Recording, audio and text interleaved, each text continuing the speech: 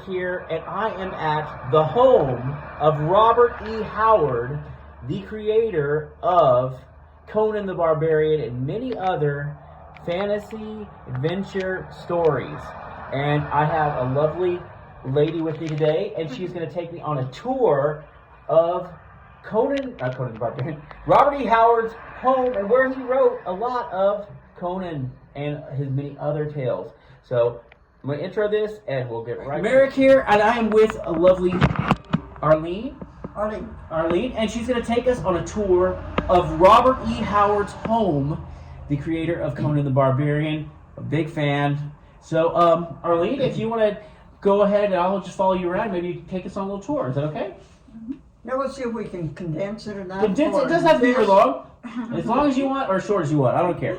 Don't tell me as long as I want, because yeah. That's fine. I don't mind. Well, okay. I'm gonna go ahead. Let's go ahead and follow Arlene and listen to her, what she has to say about the home. And we're in Plainview. What we are in. Lock up some of that. We just actually Cross Plains. We just happened to be crossing through Cross Plains just randomly today because we were not coming this way. So I'm super excited. All right, let's go on the little mini tour, as she said. Okay. Well, take us on the tour if you don't mind. Where do we start, Arlene? The little house was built in the early 1900s. Okay. And if you look at it from the outside, it looks like a tiny little thing. Yeah. And you get in here and start looking at rooms, and you think, wow, that's a pretty nice sized little house. Yeah. To be built back then. And so Robert E. Howard's father was a doctor. Country doctor. Country doctor. Right. And they were the second owners of this house. Mm-hmm. Now, when they moved here, the floor, it kind of changes. Okay. The L-shaped, where the linoleum is, Yeah. was an L-shape. Okay. And you all came in over here. Okay. But that door down there was not here. Okay. So originally, it was just a one-bedroom house. A one-bedroom. Oh, really? Right. So they built onto it? Yeah, some subsequent owners added that room back there. Okay. And it's not an integral part of the house, so we've made it into a museum shop. Okay, Gift shop. And shirts. Dr. Howard did have outdoor plumbing put in, so this was really a pretty upscale house. Yes. To go through and look at it for the early 1900s, it was pretty fancy. Wow. Yeah. Living room, dining room. And so Robert E. Howard died in 1935? 36. 36. And so he lived here from 1930 to 1935? No, he moved here in 1919. 1919. When he was 13 years old. Okay. Right. So he lived there the whole town. Thank you. Whole time. So when Project Pride bought the house, it came on the market in 89. And it was kind of ramshackle, looked like this, even though it had been occupied the entire time. Can you imagine somebody bought this house and they probably didn't even care who Robert E. Howard was? So they buy it for the historical significance? No, or when Project Pride bought the house, by then we had found out who Robert Howard was. But when Project Pride was organized, we really didn't. Really? No. But there had been some Howard scholars had come up a few years prior to us even being organized, and was telling some of our people on our library board, you know, this guy was born, he wasn't born here, but he grew up here and did all this writing. He's famous around the world. Yes. Oh, really? It's crazy. Yeah, right. Yeah. You know, lived in that little white house on the edge of town. Well, then shortly after that, the house came on the market. Yeah. This little rundown thing, but it had been occupied. Yes. Well, you know what an empty house does. Yes. Yeah. Deteriorates. Right. Well, this had been occupied all that time. So we thought, if we can buy that thing and restore what it was when the Howards lived here, bring the world to our doorstep. And I feel you have the houses decorated as they might have been. Yes. Yes. Because there were a few people here in Cross Plains who had been in the house when the Howards lived here. So they were able to tell us about the arrangement of the rooms. How neat. And the fact that there was floor wallpaper. So this was the only bedroom in the whole house. Only bedroom? But, really? Yeah, you can get a king-size bed and a big dresser in here. And wow. TV and all kinds of stuff. So this would just been like the doctor and his wife's room probably? Or? Actually, it was Mrs. Howard's room. She had tuberculosis and was sick. He'd been country doctor. Was on call 24/7. Right. So he pretty much slept on cots in the hallway. Yep. It's crazy. I know you have the whole tour, but I was thinking about it in my mind. Not even did y'all? A lot of people who lived here probably didn't even know who Robert E. Howard was. But Robert E. Howard never lived to see what his books would actually become. He had no idea that his books would become world famous. And that, to all of us, is the most amazing thing. Yeah. If he had only. No. Had he lived, what else would he have done? Yeah, how many more books he would probably have written? How many other genres? You never know. Would he have created? This is so amazing. Just seeing here and thinking, okay, 1936. That's over. I'm doing my math here in my head real quick. That's almost 90 years ago. Yeah. 90 years ago that he was, or even more than 90 years ago, he was writing in this house. Even, let's dare say, 100 years ago, he might have been. Yeah, it's crazy. But you know what happened exactly 100 years ago this year? What's that? For this year? Yep. His first story was published in Weird Tales. Oh, so his books have been, his writing was written 100 years ago. Oh, yeah. That's crazy. And I was just talking about, it's like what you think of classic literature now was like the most outrageous tales of that's just trash, what I'm saying? But now it's classical, classic fantasy science fiction. It's crazy. No, his first Weird Tales showed up in Spear and Fang showed up in Weird Tales. Yes. 100 years ago. Yeah, it could be something that maybe my grandfather could have read. You know what I mean? That's pretty wild. So cool. No, Weird Tales had only been started a year before that. Wow. So he got in pretty much on the ground floor. Yes. With that. That is so amazing. Of course, now his Conan stories was the last ones he came up with. Yeah, they were the most popular. I wonder why they were the most popular. But gee. Yeah. Schwarzenegger has something to do with that? Well, now they are, but I mean, even before Arnold Schwarzenegger had done the movie, there was all the art by Frank Frazetta that Frazetta had done around, and so there's the comic books that were very popular, and that's how I found about Conan the Barbarian was when I was a teenager, and even younger than a teenager, like 10 or 11, and I got the comic books, and I just loved the comic books. I just bought 20 copies of old comic books at the Comic-Con last week, and then I told I'm collecting again now. So don't let me talk too much. No. Arlene, can you just show us some more of the tour, or continue? Don't let me interrupt, because I'm gonna interrupt When her. you talk about the comic books, Mm-hmm. the Conan comic books were started by Roy Thomas. Probably now 55 years ago. Mm-hmm. A few years ago, he was the guest of honor at the Howard Days. Oh, y'all have Howard Days here in High Plains? Yeah, the Cross Plains. Cross Plains, sorry. Every year we had the annual Robert E. Howard Days. Mm-hmm. This is where folks come from all over the world. I have to ask you more about that in a minute after we're off camera. Homage to Robert Howard. Yeah. Well, Roy Thomas was here as guest of honor, talking about starting the Conan comic books. Wow, so cool. I'm getting so inspired. I gotta tell you. But that's the caliber of people we get here. So neat. Gary Gianni, the artist, was famous for Solomon Kane. Okay. You know his work? I'm not familiar with the name, but I'm familiar with the name of the comic. Solomon Kane. Yes, Solomon Kane, I'm familiar with that, but I have to do a little more research. Now, Gary Gianni was another famous artist, but Solomon Kane was really one of his best known. And he's been here as guest of honor. I just spoke with somebody who used to work for Marvel Comics, and he was real familiar with the Conan the Barbarian comics too. That's funny. I spoke with him last on Saturday. But continue. I'm sorry. You were at this Comic Con? Yeah, we had a Comic Con in Borger, Texas. Big names that were there. Well, it was. These guys go around. No, there wasn't as big as those. It was just it was a new Comic Con, but it wasn't as big. But we had some people who were on Star Wars, and some of the actors who were on Star Wars, and some people who were on shows like Dragon Ball Z, the comic, and different stuff. Yeah, but a lot of new stuff, a lot of younger, and there was a lot of independent comic book creators and stuff there. It was really good. Well, the great big one is coming up. Oh yeah? Is it in Chicago?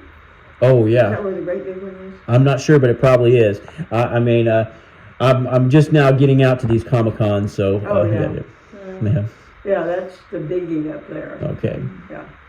to check into that. Well, I definitely won't be able to. I told her I'll have to fly, not drive. Well, can you show us more of the home of Robert E. Howard and continue whatever you want to tell us? And I'm listening. I'll shut up. We're in this room. Mm-hmm. The picture on the wall over there, and this little brown vase were actually Mrs. Howard. Okay. So they were here in this bedroom. Mm-hmm. Wow. The trunk was actually Dr. Howard's. Mm-hmm. It's got his name on it. Wow. So it was actually here. Mm-hmm. Most of the pieces in the house are period, and they didn't donate it locally. Oh wow! And this is her. This is Mrs. Howard, and this is Dr. Howard. Mm-hmm. Wow! One of the very few pictures they found of Mrs. Howard. Wow. Yeah. Yes. So was Dr. Howard a lot older than Mrs. Howard, or was she? Is this an older picture of him, and this is a younger picture, or do you know? Actually, I think she was a year older than him. Okay, so this is an older picture of her. Then obviously she looks very young there, and I'm sure he outlived her, so he, it's going to have been a lot longer. I'm just guessing. Mm-hmm. Yeah, I think maybe. Yeah. 8 years. Okay, so he didn't. All that. He didn't live that much longer than her. This must be a younger. No, he had lived here, I think, 4 or 5 years, and then moved over to another town. It must have been heartbreaking for him to lose his son and his wife, all at the same time. That must have been really devastating. I can't even imagine. Yeah. So where was a room that probably Robert would have been, stayed in or would have possibly written in? That little thing right there. The next little room? That's a room? That's a room. Golly, I thought that was outside. This is a room. Oh, my goodness. That was part of that porch. Wow. That L-shaped porch we were talking about. My goodness. So he lived outside. He wrote on the porch a little bit. Well, no, they had closed it off. Okay. It was that L-shaped porch where they slept. Oh, wow. And it had what they called isinglass, which is kind of a transparent. You can kind of see through it a little bit better than you could see through this curtain stuff. Wow. All it did was keep out the wind and the cold. Oh, my goodness. Yeah. But they decided Robert, 13, needed his own space. So they boxed off part of this L-shaped porch. Yes. And made this room. People don't realize, I think, today, because we have hard times in America sometimes, but we don't really realize the simplicity of life 100 years ago and what people were accustomed to putting up with.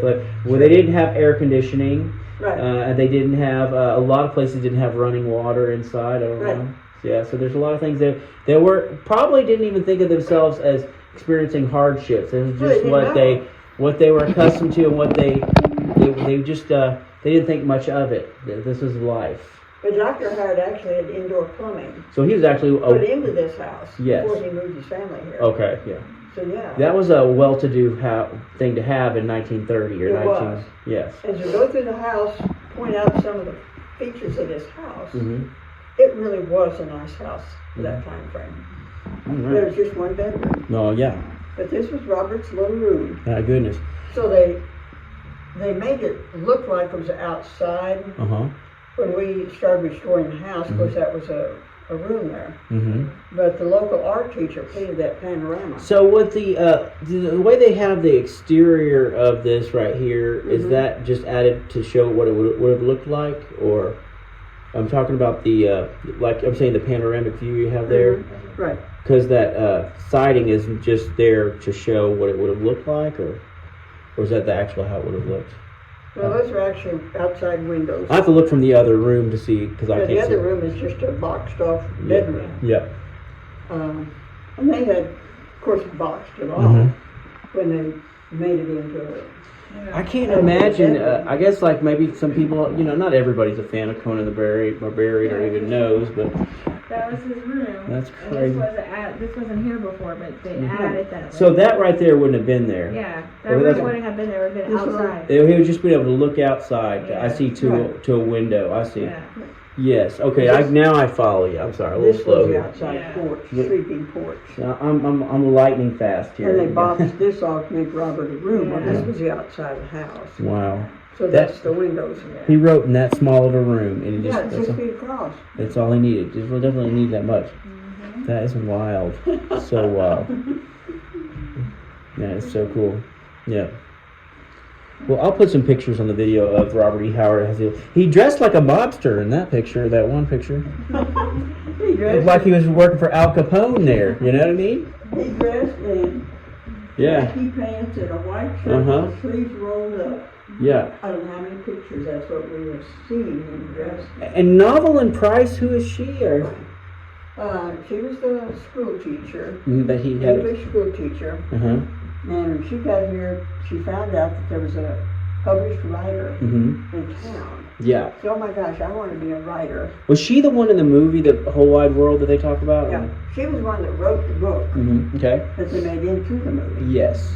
Because she and Robert had this kind of on again, off again friendship. Yeah.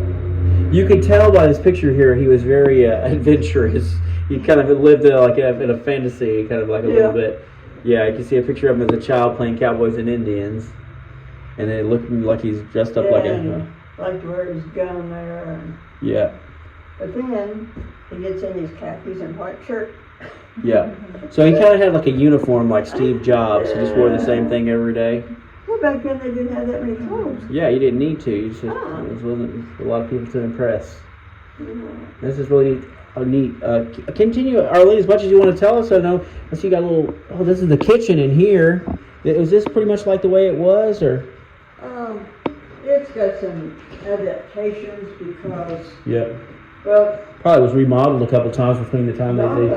The cabinet and the counter are pretty much what they were. And of course, back then they didn't have very many dishes or pots and pans. They didn't need all that workspace. Yeah.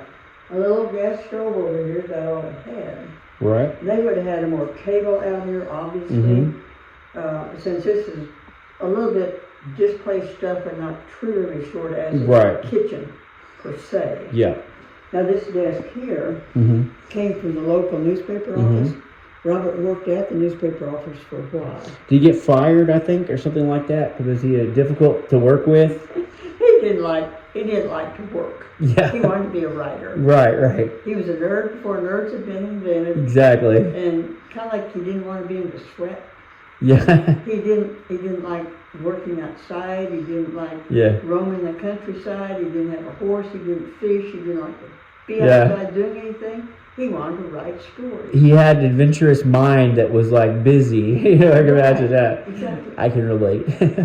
He worked in a drugstore for a while. He worked in a dry goods store for a while. He worked in I think the bank as a stenographer for a while, but he didn't like any of those jobs. Oh my goodness. He wanted to be outside. They were too confining. Wow. He didn't like school. Yeah. All he liked was English and literature. And it's so crazy if you read his books and stuff. He came up with these elaborate histories of places that never existed. Hyborian age, he made up. Yes, it's so crazy. Is this wow, this is a original or it's a reproduction? It's a drawing, original drawing of the Hyborian age map. Yeah, it's so crazy. And he made up that whole Hyborian age, he called it. Yep. Kind of a pre-civilization world for his characters to romp around in. Yeah, that's pretty neat. That's amazing.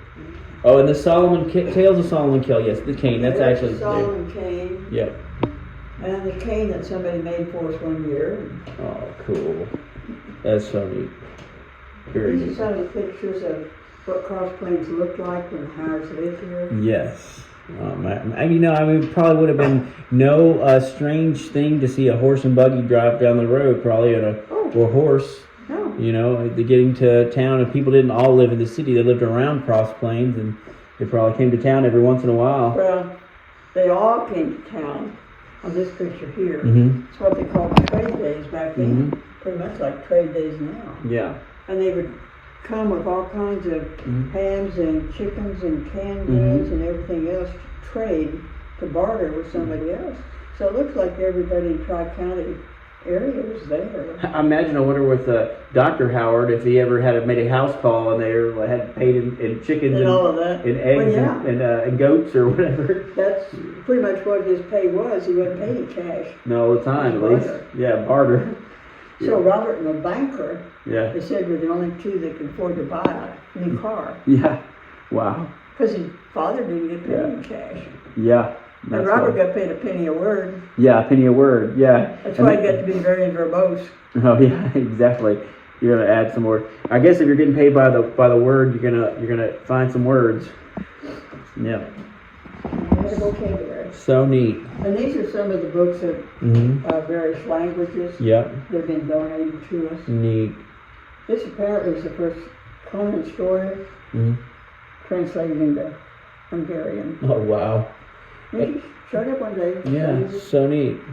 I'm sure he inspired a lot of authors around the world. I know that there's a Netflix series about what is it called, The Witcher, and it's actually originally written by a Polish author, and it's very much like Conan the Barbarian in a lot of ways, but he's Polish. You never know. His books might have got over there too, for sure. Well, Patrice over in France, Patrice Rene, has translated virtually everything into French. And it's very popular all over the world. It connects to people of different societies and to different cultures. It relates to people from different places. It's amazing. We've got a map in the shop in there, the world, where these people have come from. And European area, he's very big over there. Yes. All kinds of people over there take dead aim on cross planes to see this. Wow, it's amazing. Can we peek through his room again one more time, or? Sure. And then what would this room be? Just another sitting room where people would come and visit? The kitchen? Dining room? This was a dining room. People said they didn't really use it as a dining room. The kitchen was and this was just more books piled around. And this would be like a sitting room where people would come maybe to like... This would be the living room. Living room? Over now. Yep. These look like period pieces of couches here. Oh, they are. Yeah. The pictures on the wall were actually here in the room. Wow. And they found their way back to us. Wow. And so collectors maybe had donated some of these back to the... Yeah, those were all here in the house, and they found their way back to us. Oh, that's so neat. The old radio is the oldest we could find, but until Robert was a young adult, Cross Plains did not even have radios. Oh, wow. So he and some of the other young guys went up on top of the Higginbotham's hardware store downtown, the tallest building down there, and they set their antenna up on top. Ran the wires the full length of the block over a bunch of buildings, set up the receiving station in the drugstore, at the other end of the block. Wow. So if you want to listen to the radio, you went down to the drugstore and it was open. Yeah. But he loved to listen to. So they didn't really even have a radio in their home, probably. No. Can I ask you? I don't know if you know the answer to this question, but do you know what kind of books they might have had in the home that they might have read, or that that would have been available that he would have read that maybe inspired him? That these were actually in the Howard home? These are actually Robert's personal books, nothing he wrote. Yes. He had over 300 in his personal collection. Because you have to be inspired somehow. I mean, to be a reader for your writer. If you look through there, all kinds of authors. Yeah. And there's a listing up there. See, Dr. Howard had given all of Robert's books, over 300, to this Howard Payne University. Oh, yeah. That Robert had attended. Yeah, Well, in Brownwood, right? Right. But, books in libraries take on legs, and they just disappear. Yes. When Howard really started coming back in, and Howard scholars really started discovering all this, they found the library. They said, golly, this guy is famous around the world. He's published around the world. Put these things in a private collection. Well, they did, but by then there was only 80-some left. Wow, but I mean, it's amazing that you were able to track down some of these books that were in this home, that he read or that his family had read or were around. That's pretty amazing that they could even track down that many, because I mean... Well, they all went to that one source. They went to the library, and then the library called us a number of years ago and said, we're ready to divest ourselves of this whole collection. It's in a third-story special room. Nobody accesses it because the Howard guys had the inventory of what was there. Oh, wow. So they said, do you want it for the museum where they started? Well, certainly. Yes. As soon as we get a pickup, sure, we'll be there. It's so neat. It's just so interesting. It's so interesting to think that, literally 100 years ago, Robert E. Howard was riding away, living his life, probably, dreaming of fantasy worlds and things like that. And then as a child, even a young child. Started writing when he was young, very young. He wrote his first Solomon Kane story when he was 10 years old. There is proof to this, and I don't want to disparage anybody who is from our modern age, but people back in the early 20th century were very literate. Okay. They're very, and they had a very wide vocabulary, and some of the vocabulary that they probably used in the 20s and the 30s are kind of like, you kind of almost have to get a dictionary to remember, some of these younger people that don't really have that fuller vocabulary to realize, all these different, because it's, and I'm not trying to disparage anybody, but, a lot of our vocabulary has gotten dumbed down to a degree. Oh, yeah, absolutely. Yeah. Well, it's interesting. We have a lot of visitors from overseas, and of course, they'll speak at least 2, a lot of 3 languages. Their mastery of the English language is much more correct than what we speak. Yeah, it's true. It is really true. We have colloquialisms. Yes. We have shortcuts. Slang and absolutely. Yes. They speak it correctly. Yes. Now, Patrice from France and Merick, who's a German, lives and works in Japan. Yep. They're both trilingual.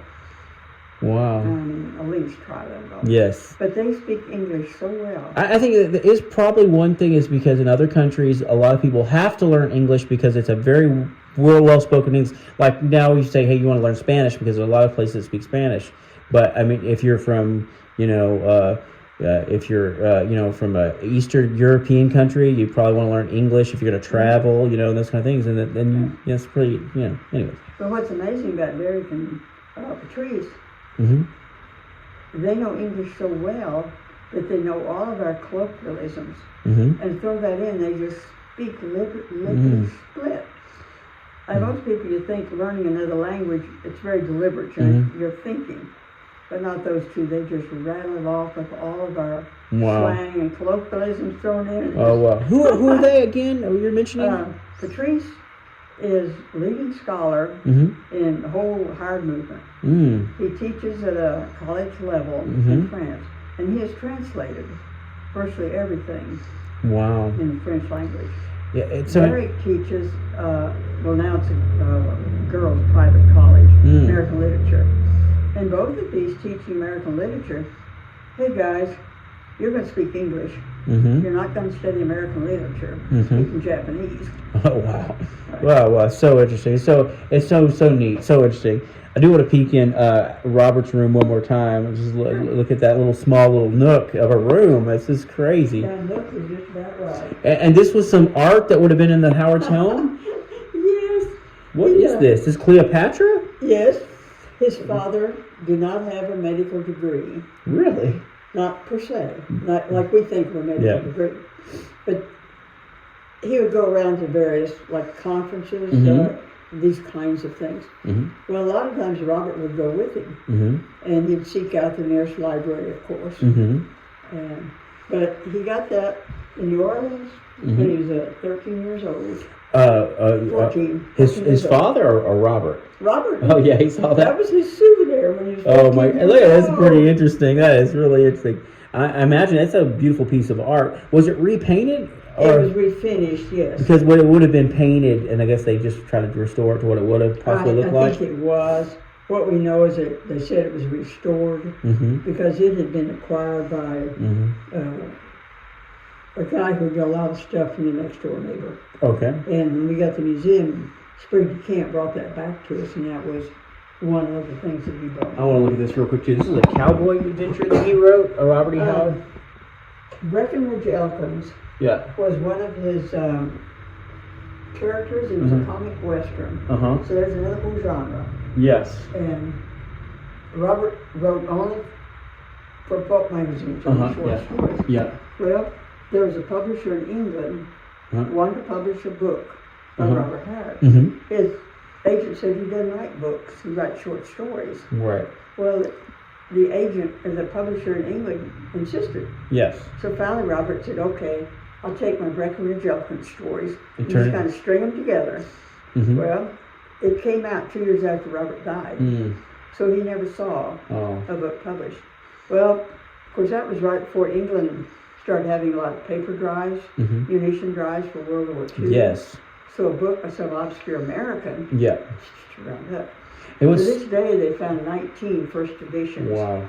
That's all. That's crazy. And that's a facsimile Yeah. of the dust cover. Yeah, and what is this book here? Well, that's a facsimile of the Bear Creek. Okay. That's what it looked like. What the book would have looked like. A small little. Oh, yeah. So we've got one of the original. It is so sad that Robert E. Howard lived such a short life, but he had such a large work of stories that he wrote. And you would think he would have had 10 times that much if he had lived like to a full age, you know? Exactly. It's crazy. It is. Well, really and this piece here will kind of illustrate what you're talking about. And, you know, J.R.R. Tolkien is probably one of the beloved fantasy authors, and he's from England. You know what I'm saying? As far as an American fantasy author of that time, you can't think of anybody else that was that prolific. I can't. Well, there's H.P. Lovecraft. He was from, I don't know, was he American? No. Rhode Island. Rhode Island. Yes.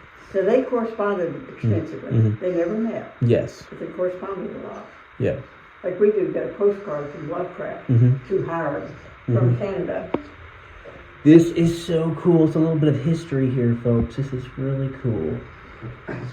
Yeah. And it's nice that they respected each other's work. Oh, yeah. And they exchanged story ideas and takes on history and all kinds of stuff. Yes. But what's amazing, they wrote really, really long letters back then, but Howard kept all his letters from Lovecraft. Lovecraft kept all of them from Howard. Wow. So over time, these were pulled together.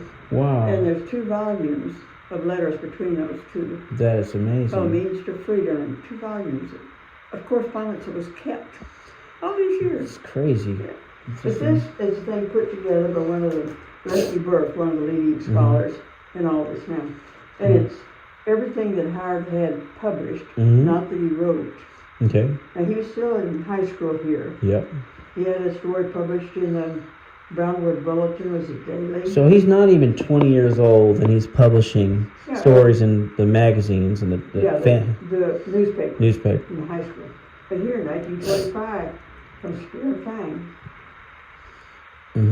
So he had a couple, 3 in Weird Tales that year. These others were still college and high school articles.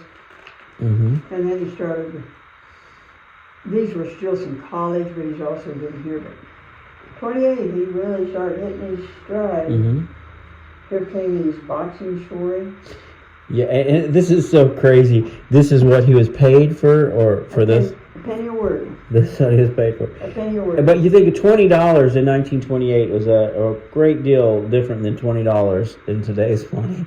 But I'm not saying it was a lot, but it was a lot different than us. It was a big deal. Yeah. And maybe now you get 2 hamburgers and a Coke, small fries at McDonald's. Maybe for $20. Yeah. Maybe on a good day. Yeah, you don't ask for extra cheese or anything. Yeah, exactly. Yeah. This is wild. And so you're this is crazy. So this year, that in 1928, that was his whole money from writing was $66. Right. What Rusty was able to find. But see, there were a lot of he was not able to find. Yes.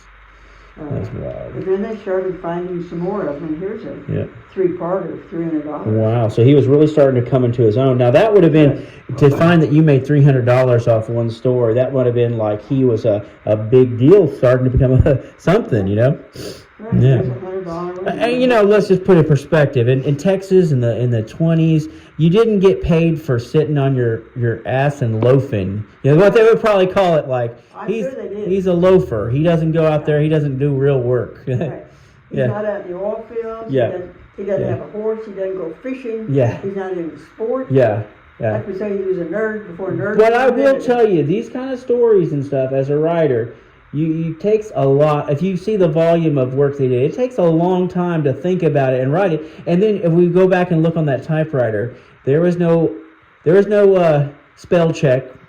There was no autocorrect. And so if you made a mistake, you had to tear that page out and start over and reformat it. And you had to know your punctuation. You had to know your spacing. Absolutely. And it was all part of that. And that was a lot of mental work. That was a lot of mental work. Not only the creative work. Yeah. But to be able to format that and write it and edit. I also, too, when he sent these over, that's maybe another question. I don't know if you can answer this. Do you know when he sent these over, they were expected to be edited and not just gibberish? He had to have or did they edit him too, or you think, or? Yeah, they were edited for publication in that particular magazine. And a lot of times they'd send it back for rewrite. Yeah, if there was something wrong. This really doesn't fit our audience. It Mhm. needs to. Well, sometimes he could rewrite it like they wanted. Hmm. Sometimes they'd hit a blank wall. He'd throw it in the trunk and say, "I'll get to it later." Yeah. But yeah, he did have a rewrite. Yeah, that's Just awesome. like any writer would. Yeah, Ernest Hemingway said that famously that rewriting is writing. Exactly. Yeah. You sort of have to create the whole Yeah. thing over Well, he again. really started coming to his own. He's made over $1,000 that year Right. from writing. Wow. For 1700. Yeah, it was a big year. Yeah. And he hadn't still gotten into Conan yet. No, Still hadn't gotten to he Conan. came in 32. Phoenix on the Sword. He was the last character created. Yes. And he said he just kind of showed up one day, Uh-huh. just kind of his mind, just kind of a Mm-hmm. kaploop.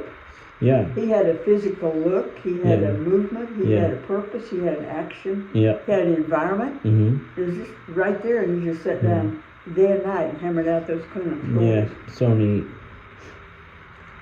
Yeah, but you know, writing that many stories, Yeah, that's a lot of stories. I don't care if they're short stories. Exactly. Do you know how many words one of these stories might have been? Like, I don't know if you know. not But I mean, really. even if it's like 600 words, that's still that's a quite a bit of words when you add up all those stories. Yeah, But you know, some of them are like probably 10,000 words, 25,000 words. 160. Yeah, yeah, that's a They just become long. yeah. Well, at a penny a word, $1,700 at a penny a word. You got to take 100 pennies to make $1. So we know that he wrote over 176,000 words, if I'm not mistaken there, just for that. That was published. That was published. That was the end result. And that's over a novel length. And a lot of writers take a year to write a novel. It usually took a year to write a novel. Yeah. It's kind of amazing. Yeah, isn't it? 125,000 words. 100,000 words would be categorized as a novel. So that could be a novel and 4 novellas. You know, Yeah. easily. Right. Yeah. And all different topics. Yep. To Yeah. boot. Yeah. You know, writing. Texas Fist. That sounds like a western. I can't say. It looks like he. Yeah, it was a fight story. Yeah. Oriental stories. You had Yeah. El Borak Yeah. stories published in that. This Colorado was a Western type. I gotta tell you, Arlene, this is I'm just so happy I lucked into finding you today to tell me about really this. liked it today because Yeah, I was right. all the way out the back door. Yeah, this is just really amazing. I know. It was a super dude. Yeah. So he started Conan in 32. 1932. Oh wow, that's so neat. I'm sure a lot of these are probably Weird stories. tales. So a lot could be. Right.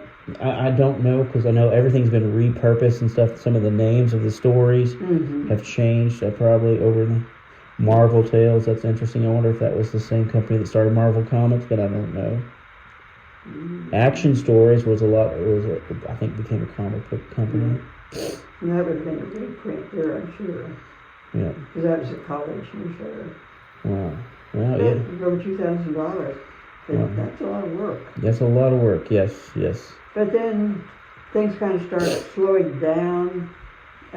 Because of his mother's illness. His mother's illness, and there was, Mhm. they didn't have home health care back then, Mhm. but there were neighbors that would come in and cook Mhm. and kind of help clean. Well, Robert's trying to write with all this distraction. We know that was definitely Conan, the Hibernian age. Mm-hmm. Yeah. And this was his. So he was 36. So what he passed? 37. 36. 36. So these came out prior to his death. Right. So up until June of 36 was really slow Right. because he just couldn't concentrate Yeah. with everything going on. Yep. And these were in the hopper, Yep. and they came out after he died in Oh, wow. 36. So 37 things were getting pretty well. They're just a lot of the stuff that dwindled trickled out. Wow. So in his lifetime, he took in, $9,000. but 24 you convert it, it's 212,000. Yes, but I mean, really, in 1935 in Texas, and we're not in Austin, we're not in Dallas, I know. we're out in the country here. Nowhere else. We would call this. Is this still? It's like between the Panhandle and Central Yeah. Texas, kind of right. Kind of West Central. West Central, yeah. Yeah. So Yeah, interesting. that kind of thing. But his high school, Yeah. he had to write themes like we all did in high Yeah. school. Wow. It's his handwriting, I guess? Poor teacher had to read that. Yep. But what the teacher wrote, What? one day I will believe you will be one of our major writers. Oh, wow. Develop your talent. Don't you know what that kid want at cloud 9 for a week for a teacher? Yeah. An English teacher? You never know when you encourage somebody what their encouragement might mean. Absolutely. But then, fortunately, one of our scholars painstakingly, imagine, transcribe this into type where you can actually read what the kid wrote. Oh, wow. That's so cool. The teacher said, new paragraph. I can see why. Yeah, I'll tell you, that's one of the things that I think I agree with is for readers, especially nowadays, you got to space it. Give us a little bit of white in between so we can take a breath, we breathe, remember what place we're at. I do want to peek in on his little room one more time, and I don't want to keep you all day, Arlene, and I really appreciate your tour. It's been a pleasure, just such a pleasure. So this is the room of Howard E. Payne where he was writing, when he wrote all the weird tales, and where he came up with Conan the Barbarian. You don't know, he might have been outside when he thought of the Conan Barbarian, but you never know where he was when he thought of it. But man, can you imagine just writing in this little bitty room on one of these old typewriters? And that's a skill in itself. If you try to put me on one of those things, good luck. I wouldn't get much done. I tell you, it would take me probably 5 years to figure out how to use that thing. Oh, well, you just type, and the carriage went this way. The keys stayed the same, the carriage went this way. Well, to get to the end of the margin, it would ding. Yeah. And you'd have to reach up and sling the carriage back. Sling it back. So it's very, very noisy. Yeah. And of course, he verbalized his stories. Oh, he was reading them out loud as he wrote. Oh, yes, he wrote. A lot of creative people do. Yes. You know, they created and hammer at the same time. Yeah. I can about imagine how noisy it was. Yes, that's crazy because I know one of my friends, Cleve Bourbon, and I, we talk about when you're editing, we self-edit, is nowadays we have AI, so what we do is we put it on a player and it'll read it back to us. So it's not AI is not writing it, but what we have AI doing is reading it back to us. So because when you hear it read, you can hear your mistakes and you can hear what you actually wrote and see how it flows. You know what I'm saying? That's one thing I like to use Speechify, just to hear it. But hearing the stories is a real big thing. That's actually a real deal. Yeah, because it's hard to proofread your own writing. Oh, so is this a replica of his real table? No. This is the table. This is the actual table. How'd y'all find that? Well, we had just an old table in here. Yeah. But our guys had found out that Dr. Howard gave the table to the lady next door when he broke up housekeeping. She had given it to these, and it's a little town not too far from here. Well, one of the hired detectives, he finds it up there at Graham. Goes and talks to the lady, said it was used down here, and this guy's world famous, and you can have it, and I die. You know what's crazy is like how did that table survive? You know, so much furniture gets lost through the years. It's crazy that a table like that, because it's a cool table. You can tell it's made with solid wood, but like how did it survive for 50 years or 80 years before y'all found it? On top of that, she cut the legs off to make a coffee table. Oh, so they turned it into a coffee table. They turned it into a coffee table. Now I see where y'all restored the length to make it into. You're right. It just they had no idea it was a famous table. Fortunately, she did not restain it. That dinged up corner is still dinged up corner. Yeah, how neat. So Super neat. Guys got it back a couple years ago, professionally had it, the legs extended. Yeah. Swapped it out and put the real one back in there. The cameras flashed and oh my goodness. My goodness.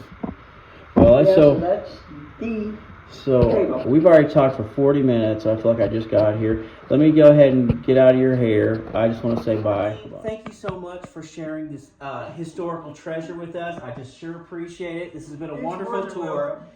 Inspiring and just so neat that you guys have taken the time to restore this landmark and to give us a real tour. I've learned things about Robert Howard that I didn't know about. I was a fan, and I've learned a lot today. So thank you so much, and blessings. I just hope you come back for higher days. I'm going to check into that, and I definitely do, and I will talk to you when I get off the camera for that. Well, this is Merick Ulrik signing off, and I hope you guys learned something about the creator of Conan the Barbarian, Robert E. Howard, and where he came from. And we'll see you next time.